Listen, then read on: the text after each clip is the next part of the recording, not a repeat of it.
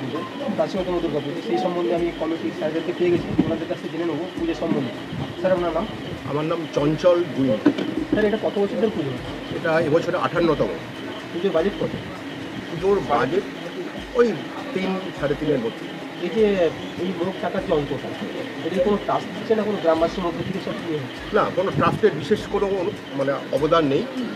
যারা পুরনো পুজো শুরু করেছিল তাদের তখন একটা ট্রাস্ট থেকে কিছু সাহায্য ছিল, কিন্তু আস্তে আস্তে সাহায্যটা কমে আসছে, একদম নীল হয়নি, তবে সেটা নেগলিজেবল। কত বছর পুজো? এটা 58 বছর। এই পুজোতে, এই দুর্গা পুজো করে আপনারা এই মুহূর্তে পশ্চিমবঙ্গ গোটা ভারতবর্ষের মানুষকে কী বার্তা দিতে পারছে দুর্গা পুজোর সম্বন্ধে? দেখুন, দুর্গা পুজো একটা হিন্দুদের বহু প্রাচীন চলছে, বিশেষ করে এই শারদ উৎসব। এখন আমাদের যা সামাজিক ব্যবস্থা, অর্থনৈতিক ব্যবস্থা সাম্প্রতিক এবং সব থেকে যেটা আমরা মেনে চলি যে আমাদের গ্রামবাসীর মধ্যে অন্য অনেক বিষয়ে হয়তো দ্বিমত থাকতে পারে, কিন্তু এই পুজো করার সময় আমরা একমত, একই গোষ্ঠী, একটাই গ্রুপ।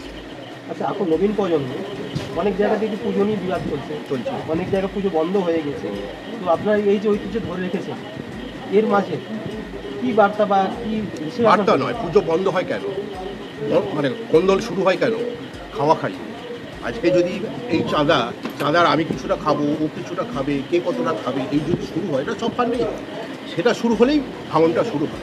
কিন্তু একটা সময় এখানে যখন পুজো হতো তখন নিষ্প্রভ, এতখানি জাঁকজমক ছিল না, অনাড়ম্বরভাবে ছোট্ট করে একটা পুজো হতো। তারপর ধীরে ধীরে ইয়াং জেনারেশন যেটা উঠে এলো, তারা কী করলো, এটাকে অ্যাডপ্ট করে ওরা চাইলো যে আরেকটু ভালো, গোটা এলাকায় ভালো ভালো পুজো হচ্ছে, আমরা আরেকটু উন্নত, আরেকটু ভালো ঠাকুর, আরেকটু ভালো প্যান্ডেল দিয়ে পুজো করতে চাই।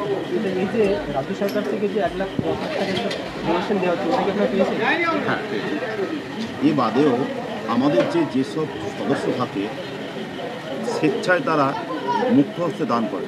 শুধু তাই নয়, আমরা প্রতি বছর অষ্টমীর দিন আমরা এখানে একটা প্যাকেট সিস্টেম করতাম, তো আমরা চেষ্টা করেছি যে এটা বসিয়ে খাওয়াবার চেষ্টা। তো এবছর আমরা সফল হতে পেরেছি যে অষ্টমী যারা পুষ্পাঞ্জলি দিতে আসে, যেসব আমাদের মা বোনেরা আসেন, তাদের ওই মুহূর্তে ফিরে গিয়ে রান্না করতে একটা চাপের মুখে পড়তে হয়। সেই চাপটার জন্য আমরা একটা প্যাকেটের ব্যবস্থা করতাম। হ্যাঁ, যেন এখানে থেকে আনন্দ করে তারা খেয়ে দেয়ে দুপুরের যে ফিরে গিয়ে একটা পারিবারিক আহারের মধ্যে ব্যয় করতে হবে সেটা নয়, তাই জন্য আমরা বসিয়ে খাওয়াবার ব্যবস্থা এবারে করতে পেরেছি।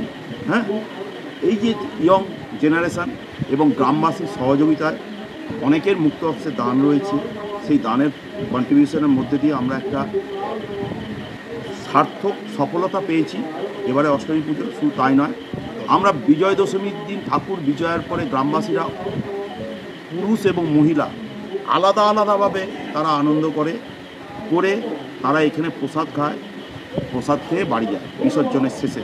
তা আমরা অষ্টমীর দিন আমরা নাই করে 800-850 লোক খায়, এবং প্যাকেটটা আমরা বিলাতাম 1000-1200 মতো।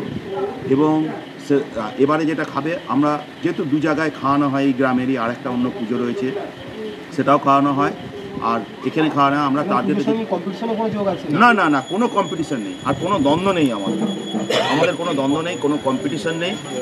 আমাদের এখানে মোটামুটি এবারে লোক অষ্টমীর দিন 800-850 এবং বিজয় দশমীর দিন 1000 মতো লোকের খাওয়াবার, সম্পূর্ণ নিরামিষ। আপনাদের পুজো অনেক দীর্ঘজীবী হোক, আমার বিজ্ঞানের পক্ষ থেকে অসংখ্য ধন্যবাদ।